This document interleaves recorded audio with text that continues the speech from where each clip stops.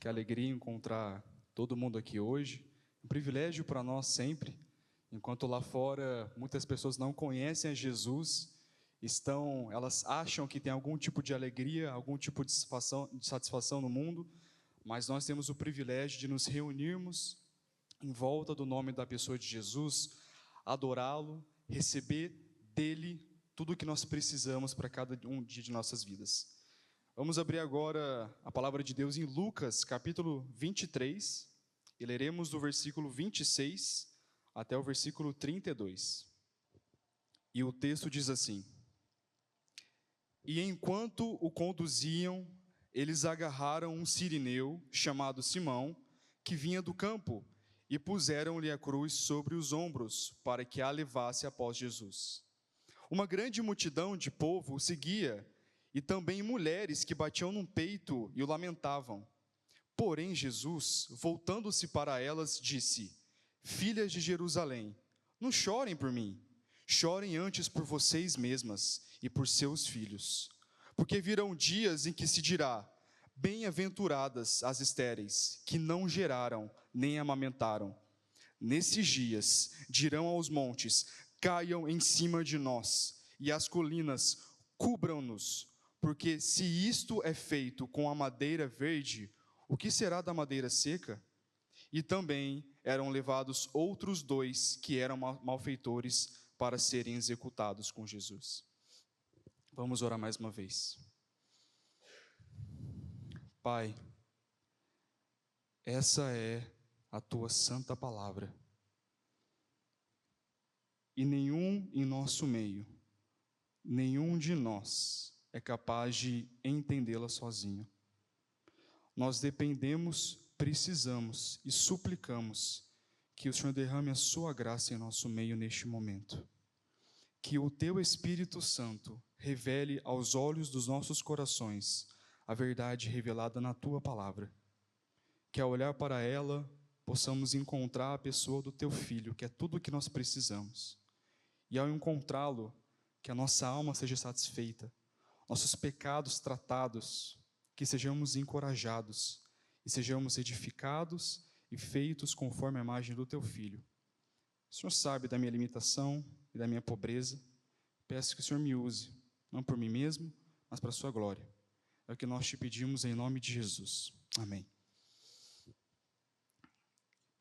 Quando nós pensamos sobre Jesus indo para a cruz, naquela via dolorosa, o que será que vem à nossa mente?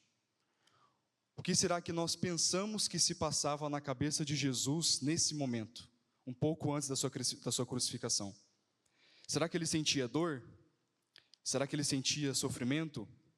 Será que ele se sentia traído pelos seus amigos que tinham ido embora depois que ele foi preso?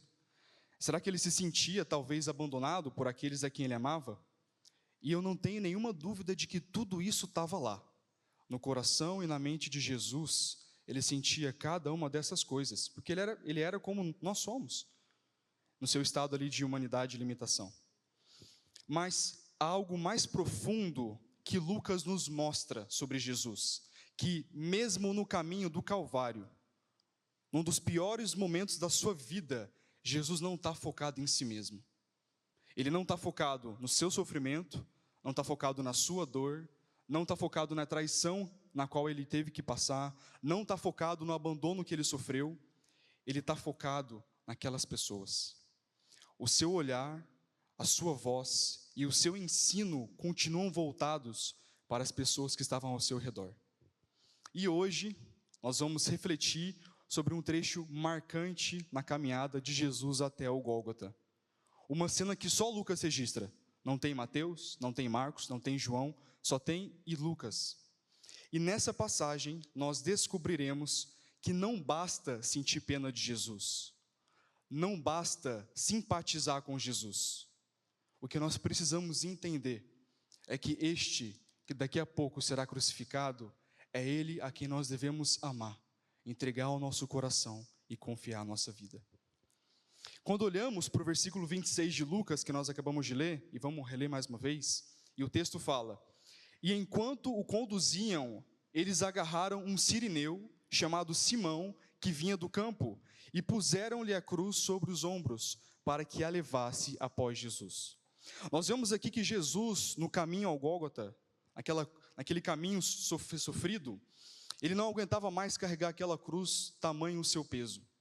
Alguns poderiam talvez até pensar, caramba, Jesus não conseguiu carregar a cruz, alguém teve que ajudá-lo. Mas eu penso um pouco diferente. É impressionante pensar que Jesus conseguiu carregar aquela cruz, mesmo depois de tanto sofrimento. E para a gente poder conseguir perceber isso, vamos recapitular as últimas 15 horas de Jesus. Como que foram as últimas horas de Jesus até chegar àquela cruz? Primeiro, alguns capítulos atrás, Jesus teve um tremendo cansaço físico, quando ele estava ali, por exemplo, no aposento superior, quando ele estava naquele momento ali de ter a Páscoa com seus discípulos. Imagine a tensão, ele ceando com os discípulos, e daqui a algumas horas ele sabia que ele seria crucificado, e tudo que ele teria que passar.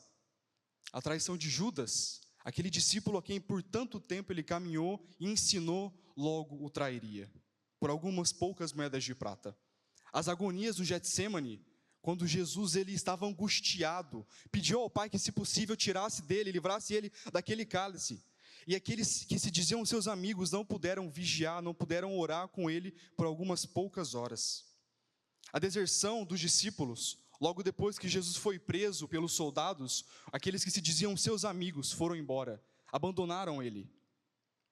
A tortura de julgamento totalmente hipócrita perante o Sinédrio. O Sinédrio, aqueles que cuidavam espiritualmente de Israel, aqueles que mais deveriam amar a Deus, amar a sua lei, aqueles que mais deveriam esperar a vinda do Messias, agora julgavam injustamente o Messias prometido por Deus. A zombaria no palácio de Caifás, ele foi agredido pelos soldados, esbofeteavam a cara dele e diziam, se você é profeta, revela agora, quem de nós bateu em você? A negação por parte do seu discípulo mais proeminente, Pedro, aquele que disse, mestre, até o fim estarei contigo, agora trairia de Jesus por 3 vezes, negando que era discípulo dele. O julgamento perante o juiz injusto, Jesus, o justo juiz, o juiz dos juízes sendo julgado injustamente por Pôncio Pilatos, um juiz injusto.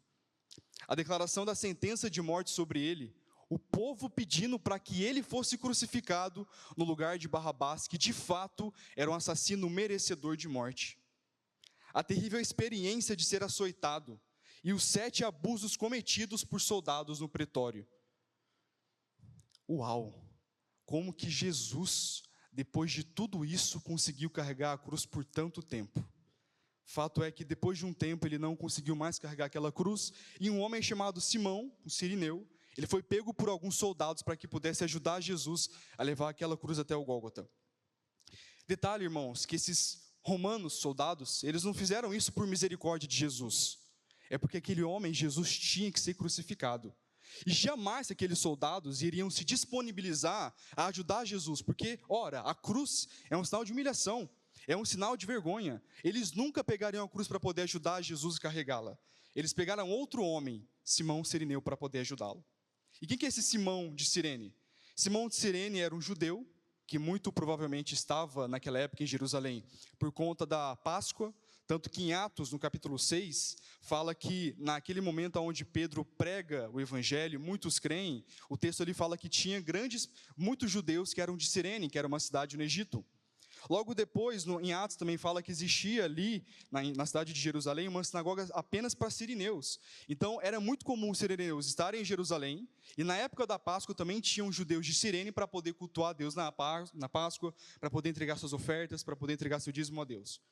E esse homem estava passando por perto, os soldados o pegam e o obriga a carregar a cruz por Jesus, até o Gólgota. Impressionante, meus irmãos, que a gente entende pela palavra que esse Simão, ele creu em Jesus. Marcos fala, quando Marcos vai se referir a essa mesma passagem, Marcos ele fala que Simão, pai de Alexandre e Rufo, ou seja, Marcos, que escreveu o seu evangelho aos romanos, ele se referia a Simão como sendo o pai de 2 homens, quase como se, meus irmãos, o pai de Alexandre e de Rufo, aí de Roma. Logo depois, Paulo, em Romanos, vai se referir a Rufo como sendo o filho de uma mãe, a quem Paulo também considerava como sendo a sua própria mãe, porque cuidava muito bem dele. Aparentemente, Simão, esse Simão aqui, ele creu em Jesus. E toda a sua família foi convertida, tanto que Marcos e Paulo citam seus filhos, citam a sua própria família. Primeira lição que nós aprendemos, meus irmãos. Simão, ele foi pego de surpresa. Ele não esperava se encontrar com Jesus. Mas, quando Jesus se encontrou com Simão, Simão foi um homem depois diferente. Todos aqueles a quem Jesus encontra, todos aqueles que se encontram com Jesus, Deus transforma. Deus muda suas vidas, muda o seu ser. Se antes Simão esperava o Messias, que não era Jesus na cabeça dele, agora ele crê de fato que Jesus é o Messias prometido. Todos aqueles que se encontram com Jesus, eles são transformados. Além disso, percebemos sobre como que a salvação é algo milagroso. A salvação é algo soberano, não depende de nós. Porque Simão não esperava encontrar Jesus. Simão vinha do campo, talvez trabalhando, talvez fazendo alguma coisa, mas quando ele se encontrou com Jesus, ele foi transformado. O fato dele carregar aquela cruz, um sofrimento não esperado, uma vergonha não esperada, uma humilhação não esperada, cooperou bem para que ele pudesse conhecer Jesus. E aqui nós somos lembrados de que todo sofrimento presente neste mundo, de alguma forma, redunda em peso de glória. Para Simão, o peso de glória no seu sofrimento e humilhação, de ajudar aquele homem que ele não conhecia a carregar aquela cruz, foi de um dia olhar para aquele Jesus e crer nele de todo o seu coração. Quantos de nós, quando éramos ímpios, quando não criamos em Jesus, fomos levados ao fundo do poço para que na miséria nós olhássemos para o céu e a única coisa que nós pudéssemos enxergar fosse a pessoa de Jesus, e crendo nele fôssemos salvos. E nós que já cremos em Jesus, quantas não são as vezes que Deus nos coloca em situações de dificuldade, sofrimento, problemas, humilhações, para que nós possamos conhecer a Jesus. A grande maioria das vezes em que nós conheceremos a Jesus mais profundamente, será no sofrimento. Porque será um momento em que nós mais estaremos fracos, mais estaremos chateados, mais perderemos o prazer neste mundo ou nas coisas que fazem a gente sofrer. Mas quando nós encontrarmos a Jesus, quando abrirmos a sua palavra, nos colocarmos em oração, conheceremos mais dele. E é isso que aconteceu com Simão. E o versículo 27 continua: e uma grande multidão de povo o seguia, e também mulheres que batiam no peito e o lamentavam. Existe aqui, meus irmãos, sobre esse versículo uma grande discussão, porque não existe um consenso entre os estudiosos que grande multidão que era essa. Porque tem duas possibilidades. Pode ser a grande multidão, que era a multidão que seguia Jesus, que eram aquelas pessoas que quando Jesus ensinava, eles tinham curiosidade de escutar as palavras de Jesus, de serem tocadas por ele. Mas também pode ser a grande multidão que, quando Pôncio Pilatos propôs de soltar este homem, Jesus, eles disseram: crucifica, solta Barrabás, mas crucifica Jesus. Então a gente não sabe se é a grande multidão que de fato seguia Jesus porque tinha algum tipo de apreço por ele, ou se era a multidão que odiava Jesus e que queria ver aquele homem crucificado. O fato é que o destaque desse versículo é que havia algumas mulheres que batiam no peito e lamentavam por aquele homem que daqui a pouco seria crucificado. Alguns estudiosos vão dizer, e é uma possibilidade, não é uma certeza, mas alguns estudiosos vão dizer que essas mulheres, elas eram mulheres contratadas para que pudesse simular o momento de lamentação. Quando a gente olha para o Antigo Testamento, a gente vê sobre como que eram muito expressivas as formas de demonstrar tristeza quando uma pessoa era morta ou quando alguém morria. Eles costumavam rasgar suas vestes, raspar a sua cabeça, eles costumavam jejuar por longas datas. Mas acontecia muitas vezes de algum homem que ia ser morto e ser crucificado, ele não ter ninguém que chorasse por ele. E aí era comum de, naquela época, pessoas serem contratadas para simular um tipo de tristeza, que possivelmente podia ser essas mulheres. Ou seja, elas não tinham de fato uma tristeza porque Jesus ia ser crucificado, mas elas estavam ali naquele momento, simulando algum tipo de tristeza para que ele não morresse sozinho, para que alguém demonstrasse tristeza porque ele estava sendo morto. É uma possibilidade, a gente não sabe, não é uma certeza. O que vem ao caso é que aparentemente essas mulheres, elas não tinham uma tristeza sincera porque Jesus ia morrer daqui a pouco. Porque no próximo versículo 28, Jesus de certa forma chama a atenção delas. Ele traz algum tipo de condenação sobre elas dizendo: filhas de Jerusalém, não chorem por mim, Chorem antes por vocês mesmas e por seus filhos. Aquelas lágrimas, as lágrimas delas, aparentemente não eram sinceras. Mas, apesar de talvez não serem totalmente sinceras, essas lágrimas, eu não tenho dúvidas de que essas mulheres, de alguma forma, tinham algum tipo de compaixão por Jesus. Porque pense bem, Jesus ele era bom, realizava milagres, fazia maravilhas, multiplicava pães e peixes, alimentava multidões famintas, ele recebia aqueles que eram os mais desprezados. Inclusive, uma coisa curiosa é que em todo o evangelho, os evangelhos, nós não enxergamos uma situação onde Jesus ele briga com uma mulher, discute com ela, onde alguma mulher debate com Jesus. Ele era muito bem recebido por elas, porque diferentemente da cultura judaica, que era muitas vezes machista, que desprezava as mulheres como sendo uma minoria não aceita, Jesus ele era hospitaleiro. Ele recebia aqueles que eram desprezados. Então eu não tenho nenhuma dúvida de que essas mulheres, em alguma medida, elas tinham algum tipo de compaixão por Jesus. Mas logo depois Jesus repreende elas, dizendo: não chorem por mim, chorem por vocês. E aqui nós aprendemos que não basta nós termos dó de Jesus. Na verdade, não é que não basta, mas nós não devemos apenas simpatizar com Jesus. Jesus não é um Deus no qual nós devemos olhar para o seu sofrimento e apenas falar assim: poxa, ele sofreu bastante coisa que ninguém mais sofreu, eu tenho dó dele. Isso não é ser crente. Isso não é ser crente. Isso diz muito sobre os nossos dias, aonde muitas vezes pessoas olham para Jesus e falam: pô, ele era um cara legal, ele sofreu pela gente, ele fez coisas que ninguém mais fez, mas essas pessoas não confiam totalmente em Jesus como sendo o seu Senhor. Semana passada eu viajei com o meu chefe para Maringá, a gente teve uma reunião lá a trabalho, e aí no carro, conversando com ele, 1h30 de viagem para ir, 1h30 para voltar, eu falei: pô, vou puxar assunto e vou tentar falar do evangelho aqui para ele, né? Meu chefe não é crente, e aí eu sempre achei que ele fosse ateu, que ele nunca cresce em Deus, e aí ele falou assim: poxa, Felipe, cara, Jesus é top, ele foi um ser humano top, ele fez coisas que ninguém mais fez, ele sofreu, ele foi condenado injustamente, ele é top, mas cara, religião para mim não faz muito sentido, ler Bíblia, igreja, vou na igreja para quê? Deus, por que eu tenho que ir para algum lugar buscar Deus? Eu posso muito bem, como que ele falou? Ele falou assim: eu posso muito bem, se Deus fez o homem à sua imagem e semelhança, é só olhar para dentro de mim mesmo que eu vou encontrar Deus. Foi o que ele falou para mim. Por mais que é engraçado para a gente, e para mim foi engraçado na hora, eu não ri, mas por dentro eu ri. Por mais que seja engraçado no primeiro momento, essa é a perspectiva que o mundo tem de Jesus. Um cara top, um cara legal, um cara que fez muita coisa boa, um cara que não existe um outro cara como ele nesse mundo. Mas são pessoas que não amam Jesus. São pessoas que de fato não creem em Jesus como sendo o seu único Salvador, Filho de Deus, o único justo. A Cláudia estava me contando que essa semana ela estava conversando com algumas amigas do trabalho, que são católicas, e algumas das amigas disseram que, como essa semana agora, a semana que antecede ali a Páscoa, geralmente os católicos têm ali a semana onde eles não comem algumas comidas, fazem alguns jejuns, sabem de algumas coisas. E aí a Cláudia me falou que uma amiga dela do trabalho estava fazendo um jejum de fofoca. Uma coisa, um pecado que ela nunca deveria cometer, que a Bíblia ensina como sendo um problema diante de Deus. Olha, perto da Páscoa eu não vou cometer, mas depois eu volto a cometer, porque daí não estou mais perto da época da Páscoa. Meus irmãos, Jesus não é alguém no qual nós devemos apenas simpatizar. Ele não carece da nossa pena, ele não carece da nossa dó, porque ele é o Filho de Deus.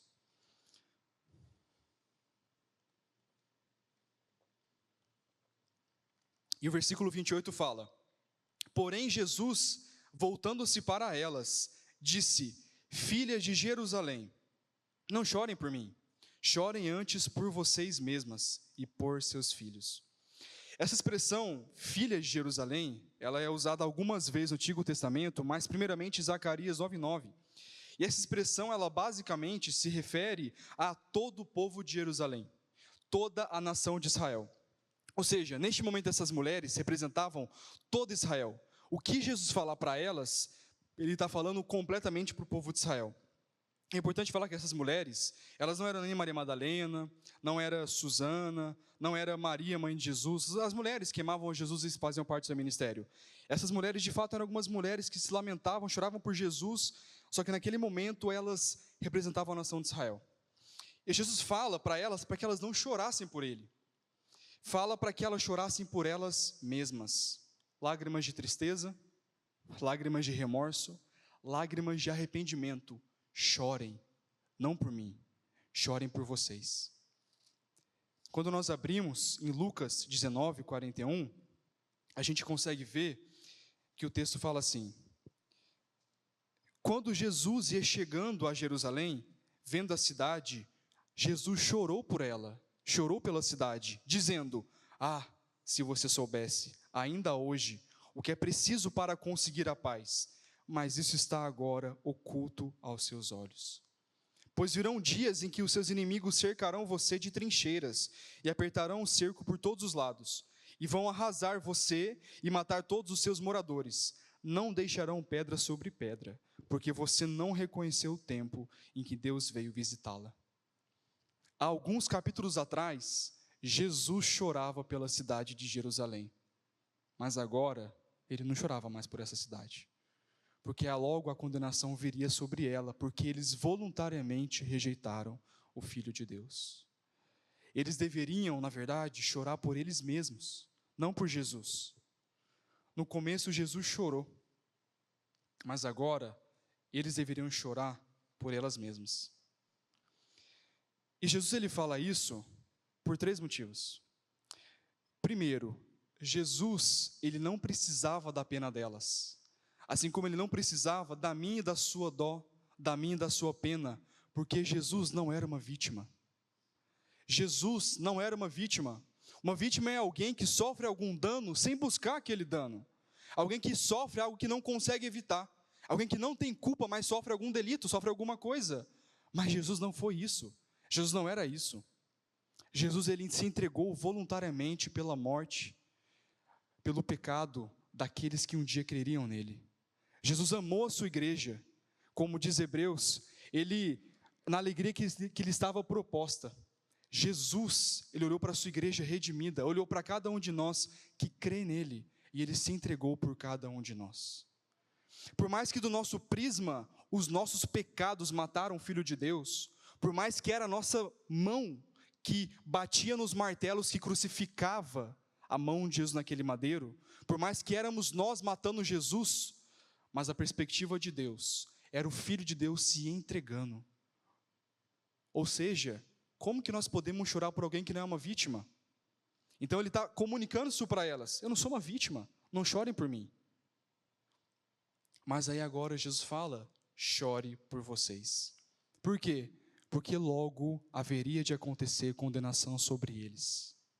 Pelo fato de que eles rejeitaram o Filho de Deus, eles sofreriam condenação. Eles sofreriam condenação.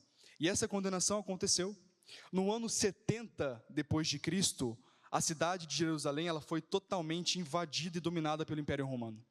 Eles foram dominados, eles foram invadidos e foram completamente arrasados. Aquela cidade foi totalmente destruída de tal modo que historiadores falam que quando alguém fosse naquela cidade, ninguém nunca pensaria que aquilo foi um dia uma cidade, porque ela foi completamente arrasada.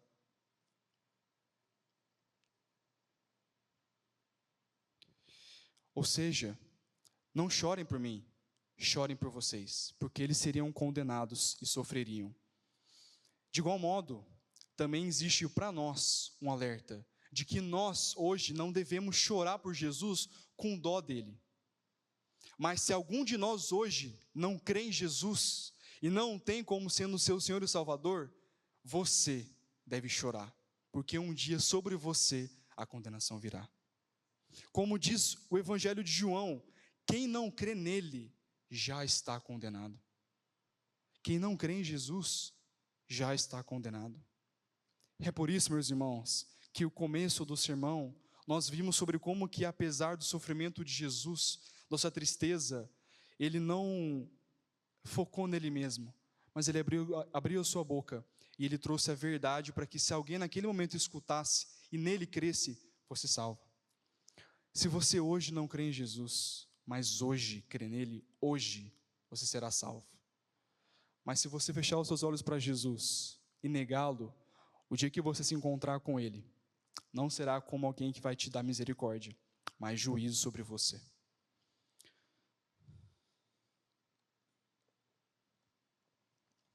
E Jesus continua, agora no versículo 29 a 31, ele fala: porque virão dias em que se dirá, bem-aventuradas as estéreis, que não geraram, nem amamentaram. Nesses dias dirão aos montes, caiam em cima de nós. E as colinas, cubram-nos, porque se isto é feito com a madeira verde, o que será da madeira seca? Jesus, com essas palavras, ele não era nem um pouco doce com essas mulheres. Ele era duro, ele era firme. E ele fala algo para elas que na cabeça de um judeu era um contrassenso. Porque ele começa falando nesse versículo que bem-aventuradas são aquelas que não podem ter filhos, as que nunca amamentaram. Tamanho seria o sofrimento no qual essas pessoas passariam.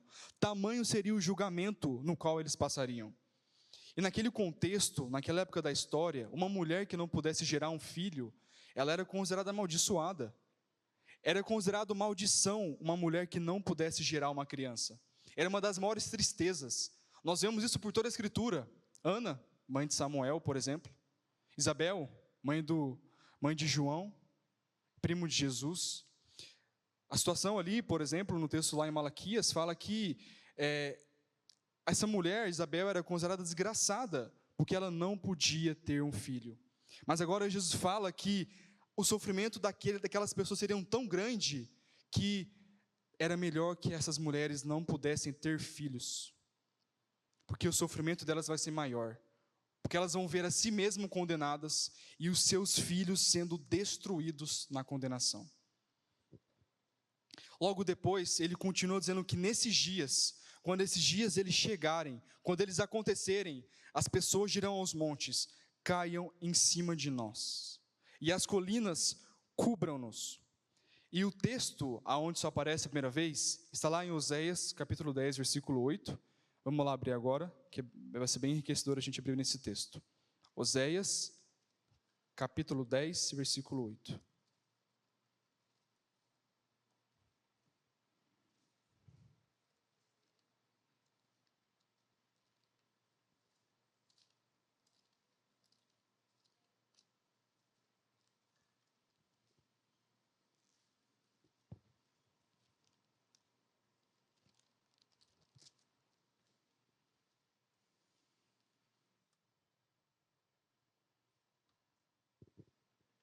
E o texto diz assim: os lugares altos de Avém, que são o pecado de Israel, serão destruídos, espinhos e ervas daninhas crescerão sobre os seus altares, e o povo dirá aos montes, cubram-nos, e as colinas caiam em cima de nós. E nesse contexto, onde essas palavras foram proferidas a primeira vez em toda a Escritura, também era um contexto de juízo sobre o povo de Israel. Você deve se lembrar que depois que Salomão assumiu o reinado de Israel, aconteceu que o reinado foi dividido em dois. O reinado do sul, que era chamado Judá, composto pelas tribos de Judá e Benjamim, e também o reinado do norte, chamado de Israel, que era composto pelas últimas 10 tribos, tirando Judá e Benjamim. E o reino do norte teve uma sucessão de reis maus. Reis que eles casaram com muitas mulheres de outros povos. Por conta disso, muitas vezes, eles espiritualmente eram idólatras, eles abraçaram para si outros deuses. Pelo fato de serem idólatras, veio o juízo de Deus sobre o povo, porque todo o povo se tornou idólatra. Eles prostituíram a nação de Deus. Eles eram apóstatas, negaram completamente a aliança que Deus tinha feito com eles. E diante dessa rebelião contínua, Deus pronunciou juízo sobre o reino do norte, que foi massacrado pelo reinado da Síria, no ano 722 a.C. A Síria, que inclusive foi bem na época, um pouco próximo da época de Jonas, inclusive muito possivelmente pelo fato de que Jonas odiava tanto aquele povo, é porque ele viu os assírios invadindo a sua nação e dominando o seu povo, subjugando e destruindo aquela nação. Nesse contexto, Oséias profetizou destruição sobre aquele povo. Mas agora Jesus, ele profere essa mesma profecia de destruição, não sobre uma parte do reino apenas, mas sobre todo o reinado de Israel. Todos vocês, todos serão subjugados e destruídos. o que aconteceu no século 70 depois de Cristo, que foi quando Roma invadiu Jerusalém e destruiu aquela cidade. E eu quero ler para vocês um comentário, pequeno comentário, uma descrição do que aconteceu naqueles dias, para vocês entenderem a gravidade do que foi aquela nação, aquele país, Israel, ser totalmente destruída pelo povo romano.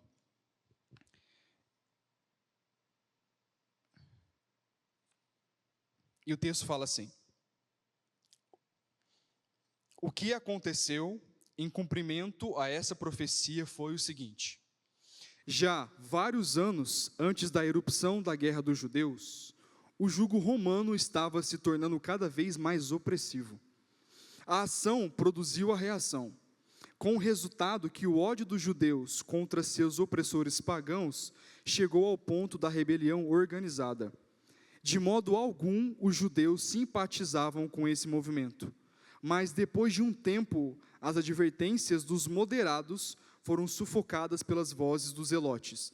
Zelote, que era um grupo no meio de Israel que eles matavam muitas vezes, eles lutavam contra os romanos porque não aceitavam a dominação romana.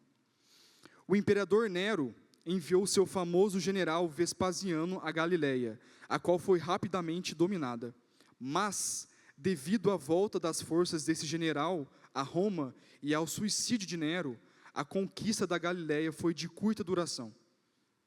Em Roma, houve um período de confusão, com 4 imperadores em um só ano. Veja sobre os versículos 8 a 11. Os judeus aproveitaram-se dessa situação, de modo que a rebelião começou a tomar forma novamente. Mas então Vespasiano, então o imperador, havendo restabelecido a ordem, enviou seu filho Tito, que mais tarde também foi imperador, dos anos 79 e 81 depois de Cristo. Foi enviado a Jerusalém com um grande exército. O sítio começou em abril do ano 70, enquanto Jerusalém ainda estava cheia de peregrinos que tinham vindo para a celebração da Páscoa. Acerca dos horrores que vieram em seguida, alguém deve ler Joséfo, Guerra Judaica, especialmente os livros 4 a 7. Falava Joséfo, um judeu historiador que descreveu a destruição muito bem. Depois do sítio de cerca de 5 meses seguidos, os romanos finalmente se apoderaram de toda a cidade. Segundo Joséfo, o número total de prisioneiros formados durante toda a guerra foi de 97 mil judeus, enquanto 1.100.000 judeus morreram durante o sítio. Mesmo que essas cifras sejam exageradas, o número deve ter sido enorme. A guerra foi imperdoavelmente cruel. Não só o templo foi entregue às chamas, mas a cidade inteira. Com exceção de 3 torres e uma porção do muro ocidental, tudo foi arrasado. Anciãos, mulheres, crianças, idosos, sem importar sua condição física, e inclusive criancinhas, foram assassinadas aos milhares. Alguns dos prisioneiros foram jogados às feras, outros vendidos como escravos a todas as nações de todo o mundo. Enquanto o número seleto dos cativos mais fortes, de boa aparência, foram exibidos em procissão triunfal, quando Roma recebeu os vencedores. Eles entravam escravizados na cidade, como troféus. E o que Joséfo descreve com tantos detalhes, que a impressão que fica é que a horrível matança ela fosse realmente algo do qual se orgulhar. Eles tinham orgulho do que fizeram àquela cidade. Por muitos e muitos anos, se proibiu aos judeus morarem em Jerusalém, ou mesmo visitá-la. Jerusalém foi transformada numa cidade pagã, mas isso basta para mostrar em que forma se cumpriu a predição de Cristo. Citando algumas frases do livro de Joséfo, A Guerra dos Judeus, algumas frases que vão descrever muito bem. Primeira frase: e assim o templo foi completamente posto em chama à vontade de César.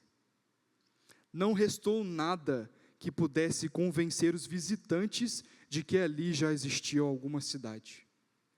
Todas as passagens estavam cobertas de cadáveres e o sangue escorria em correntezas. A fome se espalhava mais e mais e devorava as pessoas. As casas estavam cheias de mulheres e crianças com seus corpos murchos e esqueléticos. Muitos eram capturados diariamente e crucificados diante dos muros da cidade. Isso foi um traje que aconteceu na nação de Israel nos anos 70 depois de Cristo. Isso é algo histórico, a gente vê na escola, em algumas escolas. Mas o fato é que Jesus, ele premeditou que a nação de Deus seria destruída por ter negado o Filho de Deus. Num primeiro momento, nós podemos olhar para isso e sentir dó dessa nação, dessas pessoas. E de fato, precisamos fazer isso. Que situação passar por tudo isso? Ver os parentes sendo mortos, suas casas destruídas, a sua cidade sendo completamente arrasada. Mas o problema foi, eles negaram o Filho de Deus voluntariamente. Como nós acabamos de ler em Lucas 19, Jesus chegou até a cidade de Jerusalém. Ele olhou para ela e ele chorou, porque ele sabia o que aconteceria. Um pouco depois ele fala que, ó Jerusalém, Jerusalém, quantas não foram as vezes que eu quis cuidar de você, assim como os pintinhos são colocados debaixo da asa da galinha para serem protegidas. Quantas não foram as vezes que Jesus, que o próprio Deus, através dos profetas, sacerdotes, da lei dada ao povo, chamava o povo ao arrependimento, mas eles preferiam se prostituir com outros deuses, a negar a Deus. Isso é muito sério, meus irmãos. É muito sério porque quantas não são as vezes que nós não fazemos as mesmas coisas? Nós muitas vezes amamos a este mundo mais do que nós amamos a Deus. Tememos mais aos homens do que tememos a Deus. Trabalhamos para poder enriquecer, mas nós não trabalhamos para o reino de Deus.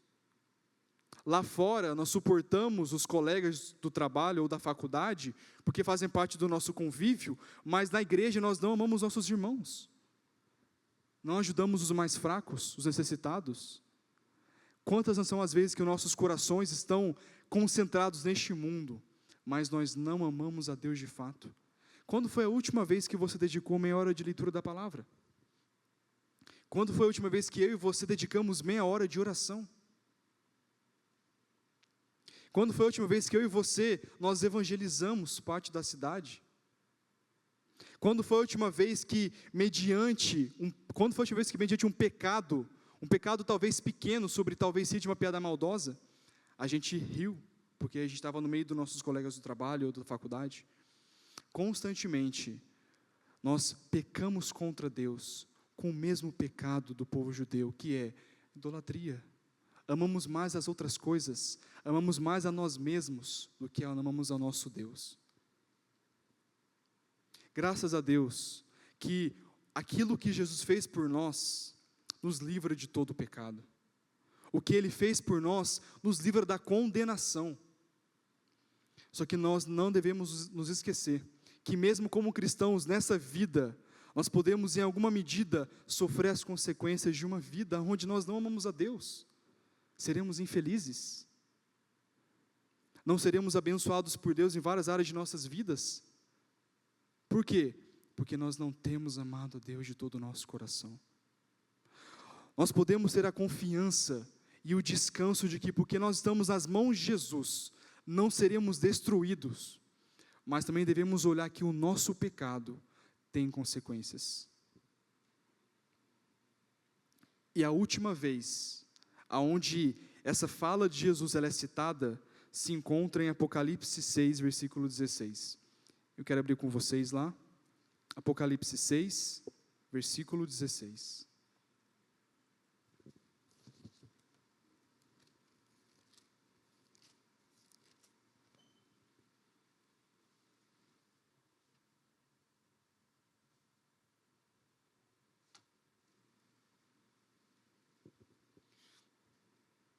Jesus disse essa fala de Jesus, ela aparece 3 vezes na Escritura, em Oséias, nos Evangelhos, e aparece uma última vez em Apocalipse, que é o fim de todas as coisas.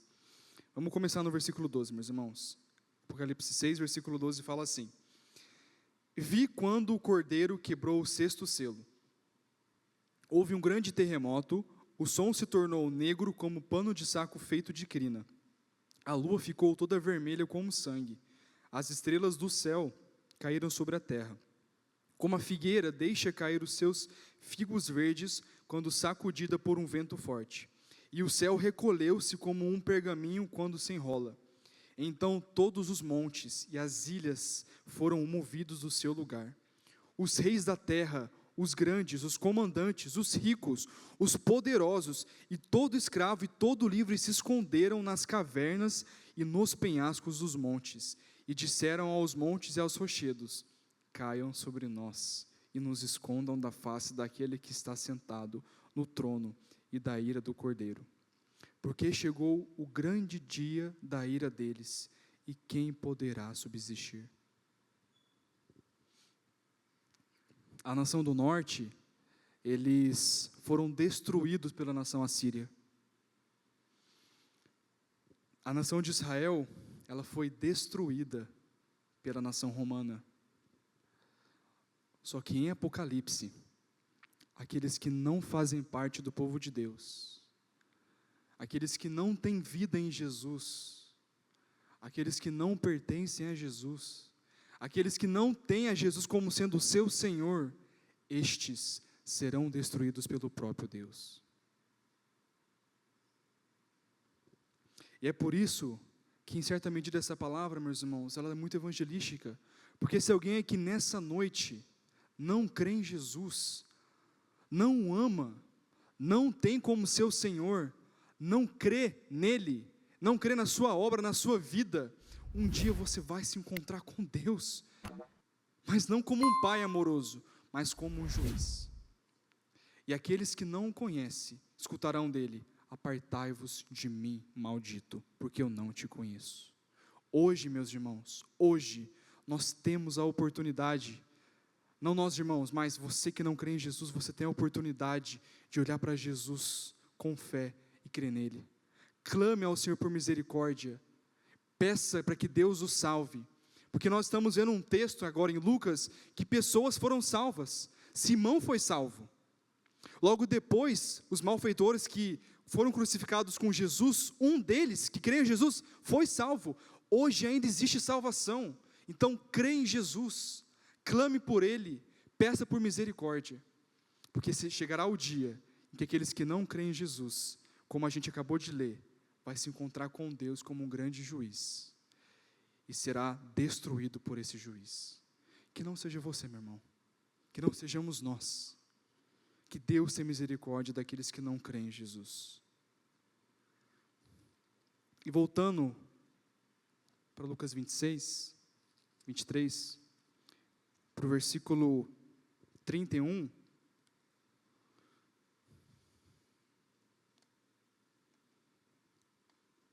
o texto diz assim, Jesus falando: porque se isto é feito com a madeira verde, o que será da madeira seca?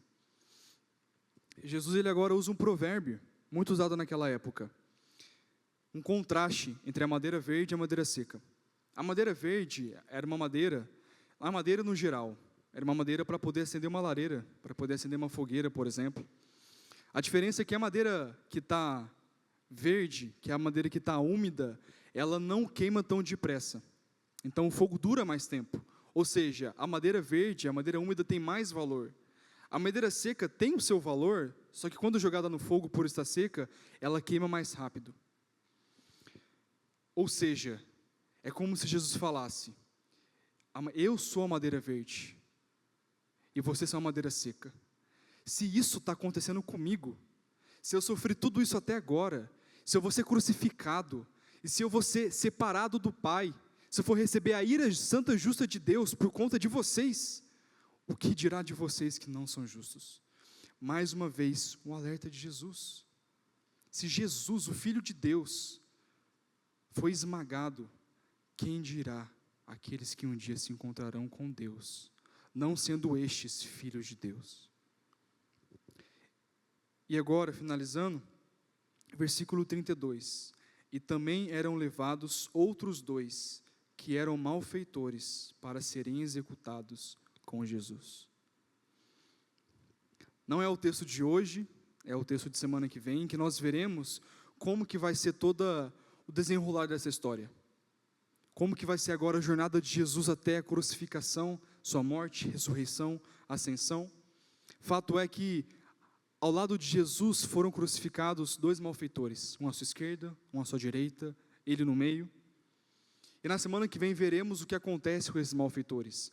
Fato é que um dos malfeitores olha para Jesus e zomba dele. Um dos malfeitores, na sua crucificação ali, olha para Jesus e fala: você não era o Filho de Deus? Você não é o Cristo? Mas teve um malfeitor que olhou para Jesus, e isso se encontra no versículo 40, do versículo 23 de Lucas, que ele fala o seguinte. Vamos ler o 39, para a gente poder contextualizar. Um dos malfeitores crucificados blasfemava contra Jesus, dizendo: você não é o Cristo? Salve a si mesmo e a nós também.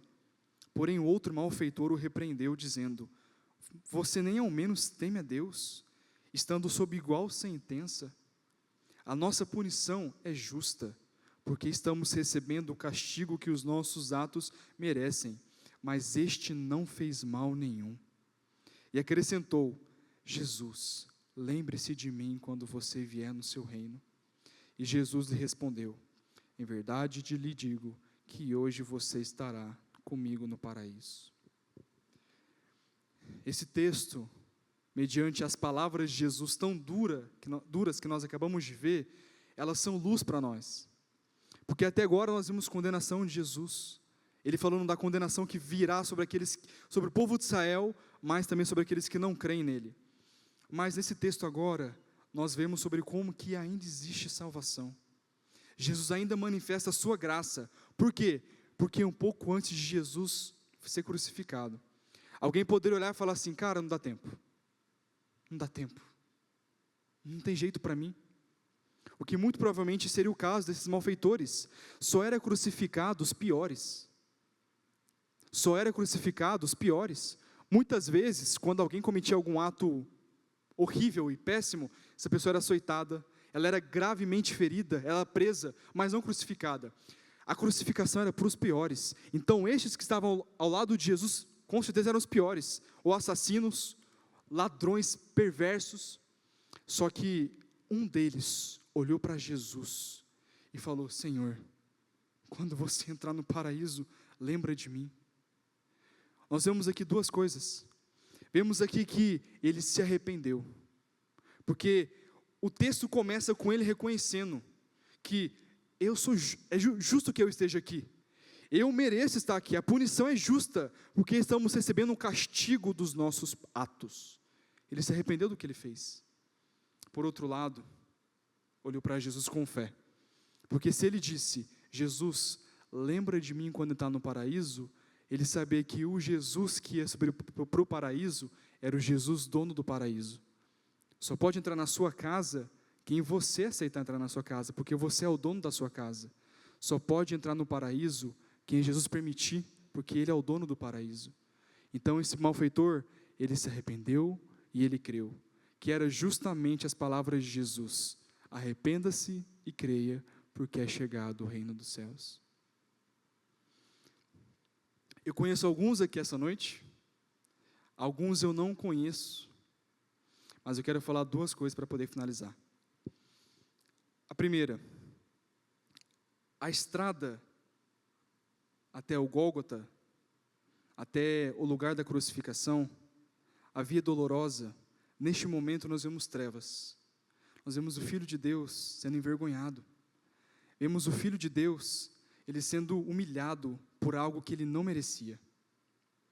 Mas daqui a pouco, esse Filho de Deus humilhado, rejeitado por aqueles que deveriam aceitá-lo e recebê-lo, daqui a pouco, depois da sua morte, ele será ressuscitado pelo Pai. E não agora como um homem somente, mas com um corpo glorificado. E este corpo glorificado é a nossa esperança, porque como nós morremos com esse homem, o Filho de Deus, o Deus homem, nós um dia ressuscitaremos como ele ressuscitou, e teremos um corpo glorificado. Então neste momento estamos vendo trevas, mas vemos as trevas com a esperança de que logo Cristo triunfará. Por fim, eu quero fazer um último apelo. Se você não crê em Jesus, se você não o conhece como sendo o seu Senhor e Salvador, se você não ama, se a sua vida ainda é sua, não pertence a Ele, se você ainda vive os seus dias totalmente no seu próprio prazer, se o seu trabalho, se o dinheiro ainda são os seus donos, se você olha para esta vida de alguma forma como se tudo acabasse aqui, ainda há esperança. O hoje é a oportunidade que Deus te dá para você olhar para Jesus e crer nele como sendo o seu Senhor e Salvador. Não desperdice essa oportunidade que Deus está dando. Deus, Ele tem todo o poder para poder fazer um homem pecador, um homem novo na pessoa de Jesus. Então, se você não crê em Jesus ainda, clame por salvação, porque a Bíblia fala que aqueles que são humildes, Deus não os rejeita. Então, se humilhe diante de Deus, peça por misericórdia. E se você for de Deus, se Deus te colocar nas mãos de Jesus, se hoje você fechar os seus olhos para este mundo, assim que você abrir os seus olhos, você abrirá os seus olhos lá, conhecendo a face de Cristo. Vamos orar? Pai, muitas são as vezes que as tuas palavras, que as palavras de Jesus, elas podem ser duras, elas podem nos machucar, elas podem, de alguma forma, atingir a nossa alma. Só que nós sabemos que todas as palavras que saem da boca de Jesus, elas são obra de graça e misericórdia tua. Te agradecemos pela tua preciosa palavra. Pedimos que ela fale com cada um de nós, não apenas neste momento, mas daqui a pouco, amanhã, ao longo de toda a semana, ao longo desse mês, ao longo desse ano, por toda a nossa vida, que ela seja recheada de Jesus falando com cada um de nós, através da palavra. Nós pedimos, Pai, pedimos que este Cristo que foi crucificado em nosso favor, este Cristo que foi ressuscitado pelo Senhor, este Cristo que seja glorificado, que Ele seja cada dia mais glorificado em nossas vidas. Que o Teu Espírito Santo nos santifique, para que no nosso dia a dia Cristo seja glorificado. E nós, tendo a Cristo como sendo a satisfação do nosso coração, buscando a santidade para que possamos nos parecer com o Senhor, nos habilite através do Teu Espírito Santo a sermos fiéis a Jesus, aonde nós estivermos, no trabalho, na faculdade, na igreja, com os familiares, com os parentes, que a glória de Cristo, ela reflita em nossas vidas. Pedimos também que a Tua palavra nos edifique, e que a vida de Cristo, que se encontra em cada um de nós, Teus filhos, ela seja manifesta, para que nós sejamos constantemente edificados e conformados à imagem de Jesus. E nós, Tua igreja, clamamos para que, se existe alguém nessa noite que não crê em Jesus, não nasceu de novo, não ama a Jesus de todo o seu coração, que essa pessoa, ou essas pessoas, sejam alcançadas por Jesus.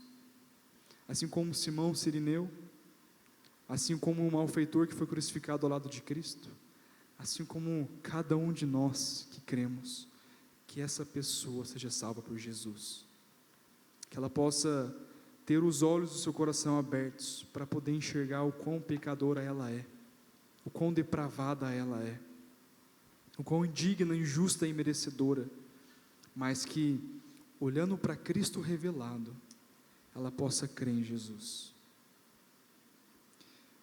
Habilita o Teu povo, habilita a Tua igreja, para pregar em tempo e fora de tempo, para que os povos, as nações, se rendam a Cristo.